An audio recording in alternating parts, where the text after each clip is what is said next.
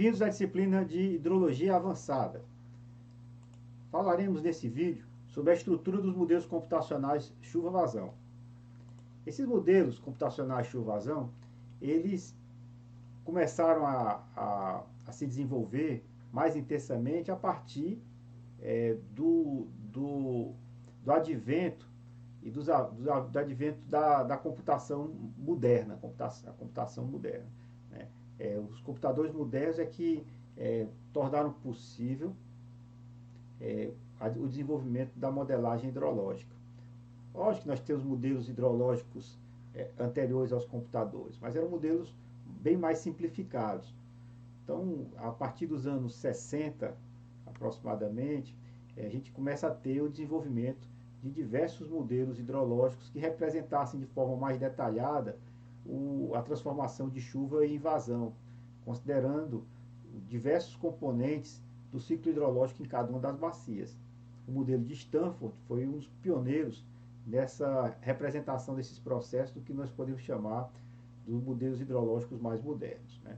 Então, para que a gente entenda como é que se desenvolvem esses modelos hidrológicos, nós temos que entender que esses modelos hidrológicos, inicialmente, eles são concebidos como sendo modelos matemáticos, né? São equações que representam os processos ou representam o sistema hidrológico, né? O sistema do ciclo hidrológico, né? Ou a representação do sistema, naqueles modelos que eu já sinalizei em vídeos anteriores, que nós temos reservatórios e fluxos, ou os modelos as equações que representam o transporte de momento, massa e energia. Então, essas aqui são as equações matemáticas que vão representar os processos. Algumas dessas equações matemáticas, elas não vão ter solução analítica. Então, em função disso, nós temos que pegar essas equações matemáticas e desenvolver modelos numéricos, que são normalmente modelos de discretização, ou algum tipo de modelo que vai nos viabilizar o processo de integração dessas equações. Então, nós usamos usualmente diferenças finitas, ou elementos finitos, né, ou volumes finitos, para representar, transformar essas equações matemáticas em modelos numéricos. E depois disso nós temos uma terceira etapa, que é pegar esses modelos numéricos que foram desenvolvidos a partir de modelos matemáticos e transformar esses modelos em códigos computacionais que possam ser computados por computadores, né? Então, isso aí também tem um outro passo, que é como é que você desenvolve códigos computacionais a partir desses modelos numéricos. Então, é basicamente isso, que são essas três etapas, é basicamente isso que se constitui o desenvolvimento e a modelagem desses modelos hidrológicos, tá bem? Vamos pegar aqui um modelo hidrológico para a gente poder ver como é que essas coisas acontecem na prática. Então, aqui é o modelo SMAP, que é um modelo muito usual aqui no Brasil. Esse modelo SMAP é um modelo que nós poderíamos classificar como sendo um modelo conceitual, utiliza aquela abordagem de análise de sistemas, é um modelo conceitual e é um modelo concentrado. Então, nós temos aqui no modelo uma primeira entrada, que é exatamente a precipitação, certo? Essa entrada da precipitação, ela tem aqui um processo que é exatamente o que nós chamamos de partição chuva-vazão, né? Então, você tem aqui a primeira partição do escoamento, que você vai ter uma parte da precipitação que vai se tornar escoamento superficial direto. Outra parte dessa precipitação vai infiltrar. E aqui nós temos um reservatório, que é o reservatório subsuperficial, que é o reservatório que caracteriza aqui a região do solo não saturada. Nós temos aqui um outro reservatório que representa aqui a região do solo saturada aqui do lençol freático.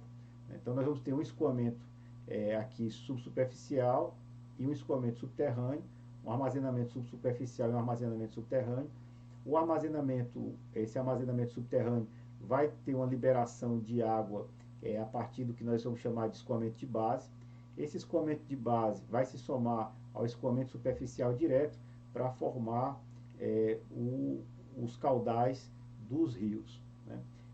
Aqui a gente observa que nós temos aqui um reservatório superficial que recebe esse escoamento superficial direto. Esse reservatório superficial ele tem a função de caracterizar os processos de armazenamento dentro da bacia.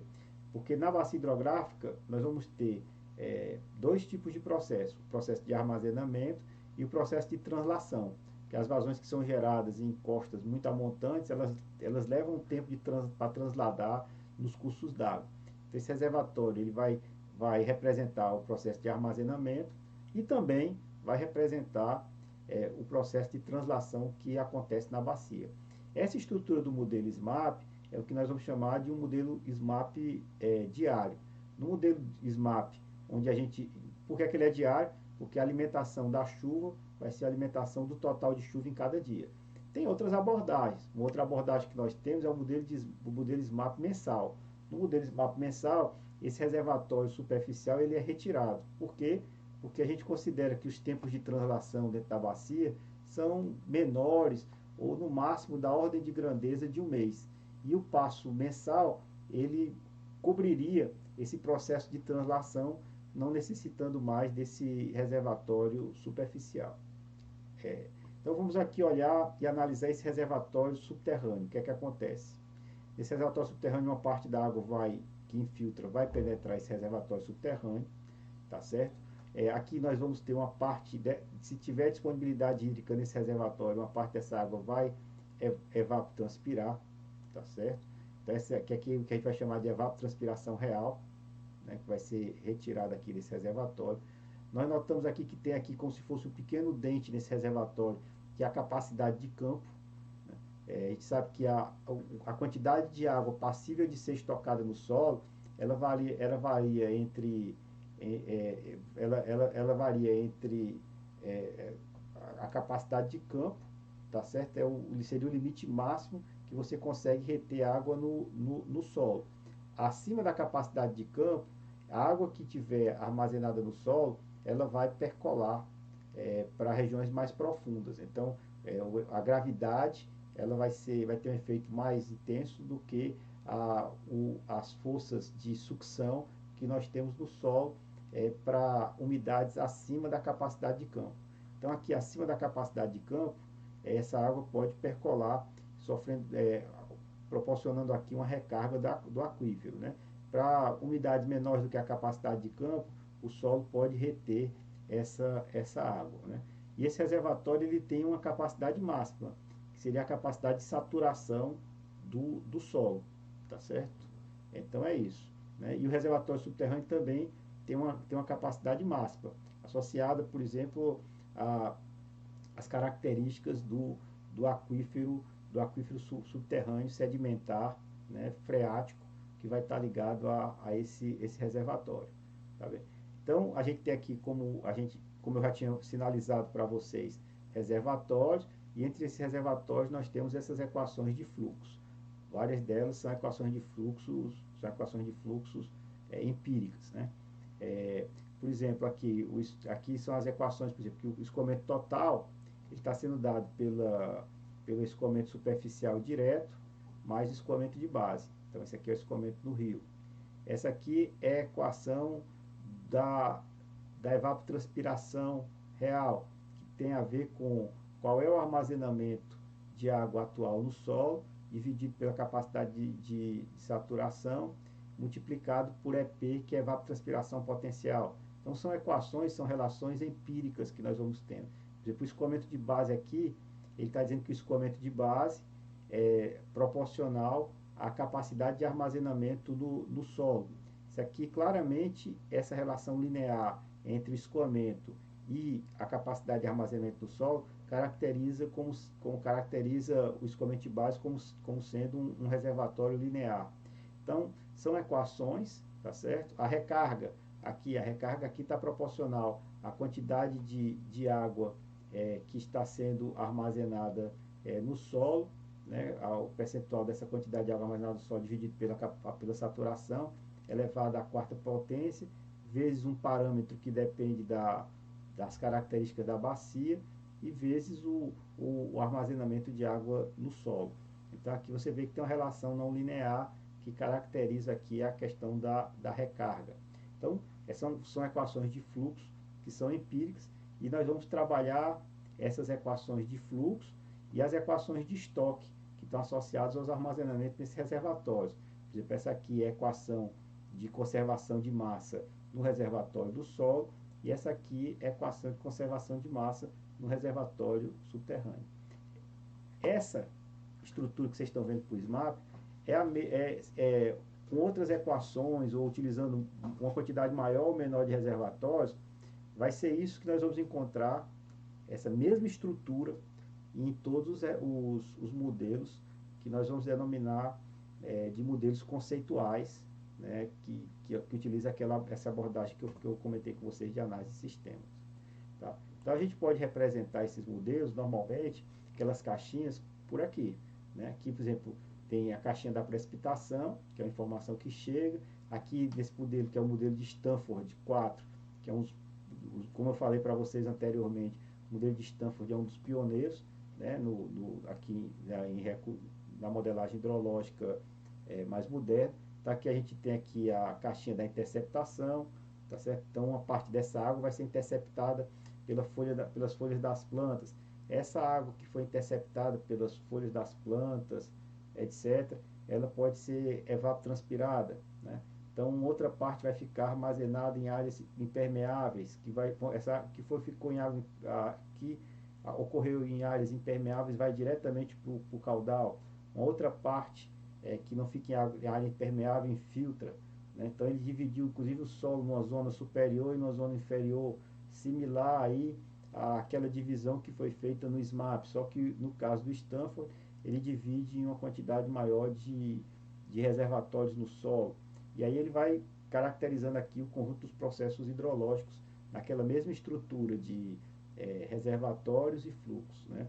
Aqui é esse modelo também, que é muito usual, um modelo mais antigo também, mas muito usual, que você vai ter as entradas da precipitação, como é que se dá o processo de escoamento, como é que se forma o escoamento de base, o escoamento superficial direto, né? Então, nesse escoamento de base, tem um período aqui de propagação no próprio reservatório ou para chegar ao rio, né? Escoamento direto, superficial direto, tem escoamento subsuperficial e escoamento superficial, e também tem uma propagação até chegar no rio, no caso aqui a propagação pela encosta, né? Então, o modelo ele tem esse tipo de representação.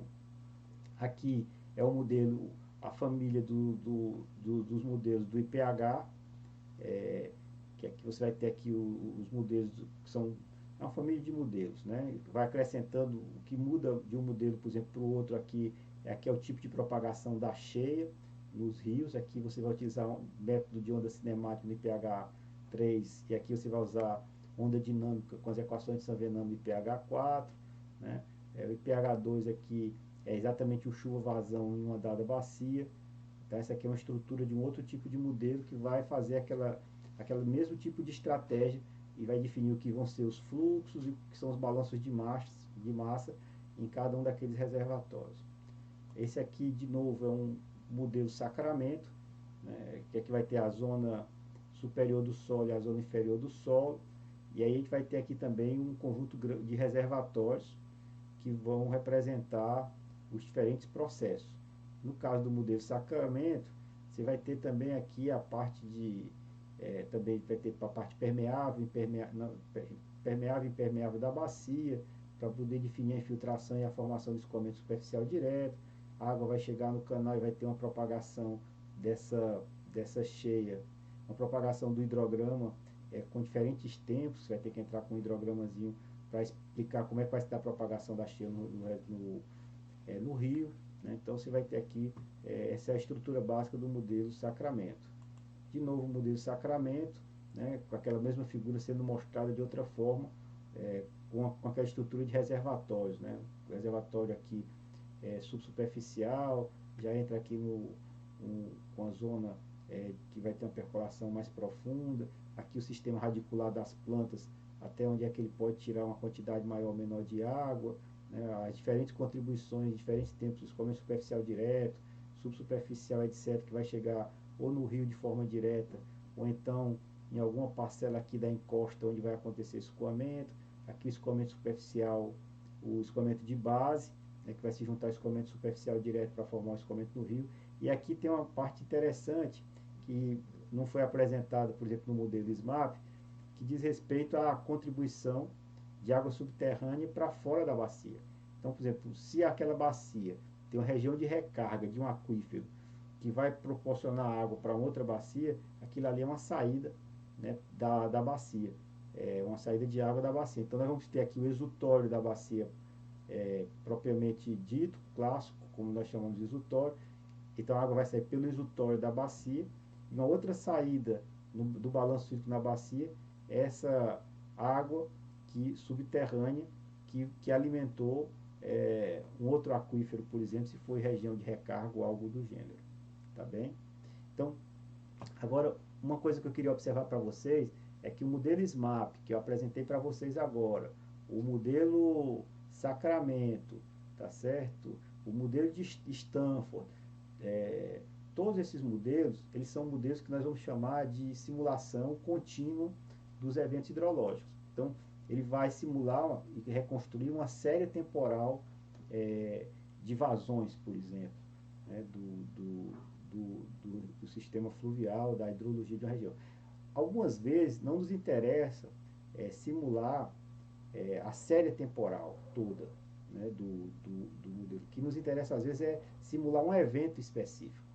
Então tem alguns modelos que nós utilizamos para simular eventos. Um exemplo desse tipo de modelo é o modelo REC 1, né, para os antigos, REC HMS para os mais novos, né, que o REC HMS foi uma construção de interface de evolução do REC 1.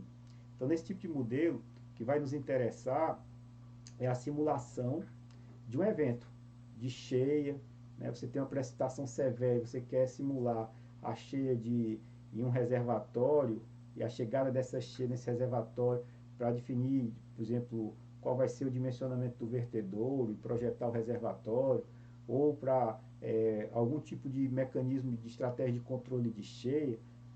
Esses modelos, como é o caso do REC HMS, que é um modelo que nós podemos chamar aqui de simulação de um evento, ele é extremamente interessante e é mais adequado do que os modelos que eu acabei de mostrar, como o SMAP, como o Sacramento, que são modelos que fazem uma simulação mais contínua, né? Existe a possibilidade de simulação contínua no REC HMS, mas ele não foi feito, a lógica inicial dele não é essa, tá certo? Mas é possível que a gente possa vir a fazer esse tipo de simulação. Mas a lógica dele é simulação de evento, tá certo? Um evento de cheia para poder dimensionar que seja aí um vertedouro. Ele pode também, a gente pode aplicá-lo também em drenagem urbana, mas principalmente para a parte de macrodrenagem, né? Você vai ter as contribuições e você vai ter também a macrodrenagem. Porque se você vai utilizar mais em drenagem urbana, essa aplicação, se não for para micro também, aí já tem um outro modelo de evento e que também pode ser simulado de forma mais contínua, mas que ele já foi desenvolvido de forma mais detalhada aí, com todas as características de uma modelagem para uma bacia mais urbana, tá certo? Que ele já vai ter as características de quadra, uso do solo e uma série de outras características para fazer uma simulação mais de drenagem urbana e fazer esse tipo de simulação, tá certo? Os modelos hidrológicos distribuídos hoje, né, e aqui eu trago o modelo Vic Model lá da Universidade de Washington, eles também, eles já têm uma característica de uma representação maior dos processos. Eles podem ainda ter aí uma lógica de análise de sistemas, eles começam a incorporar uma quantidade muito grande de equacionamento e representação de processos também no sistema. Mas o VIC aqui ele vai ter essa estrutura ainda, essa lógica de você definir quais são as unidades de resposta hidrológica e a partir daí fazer os balanços de energia, massa, momento, mas também vai utilizar para cada uma dessas unidades aqui vai fazer um balanço de massa, né, e vai definir também equações de fluxo, né? Nós temos então, aqui a gente já comentou os modelos distribuídos, certo? E aí você, nesse modelo distribuído, você pode ter por quadrícula, né? E aí você vai definir aqui, fazer o balanço de massa, energia e momentos nessas quadrículas, né? Transportar água aqui no rio, utilizando as equações de transporte, né? E para a gente poder ser mais preciso, né? Nesses modelos, uma possibilidade de equacionamento que nós podemos utilizar nos modelos distribuídos é essa aqui, né? Aqui a gente tem a equação de Saint-Venant para a propagação da cheia no canal, né? A equação do Overland, né? Aqui essas duas aqui, a equação da conservação da massa e do momento, que são usados dois, a equação de Richard para a parte não saturada do solo, né? E também para a parte saturada do solo, a questão do derretimento de neve, equação de evapotranspiração. Então, esse tipo de equacionamento aqui, ele permite representar os processos de balanço de massa, energia, momento, etc. E aí são equações como essa que nós utilizamos na representação dos processos hidrológicos em um modelo de base física. Como eu falei para vocês em vídeo anterior, a gente tem aqueles modelos hidrológicos propriamente ditos e temos também esses modelos acoplados, né, que são modelos que vão tentar modelar mais intensamente as trocas verticais de água na atmosfera. Eles não estão muitas vezes interessados nas trocas horizontais. Por quê? Porque esses modelos hidrológicos eles foram feitos muito para representar os processos hidrológicos para serem incorporados em modelos de representação do sistema terrestre, né? Ou acoplado ao modelo meteorológico ou a modelos mais completos do sistema terrestre. E esses modelos eles vão detalhar de forma muito mais intensa os fluxos horizontais, né? Sejam aqui em azul associados ao balanço de massa, de água, né? De umidade o fluxo de umidade, seja aqui em vermelho o fluxo e o balanço de energia. Como eu falei anteriormente, aqui a evapotranspiração é um dos elementos extremamente interessantes de acoplamento do balanço de energia com o balanço de umidade. Então, essas são as observações que eu tinha para fazer para vocês acerca da estrutura dos modelos hidrológicos e com isso eu encerro esse vídeo.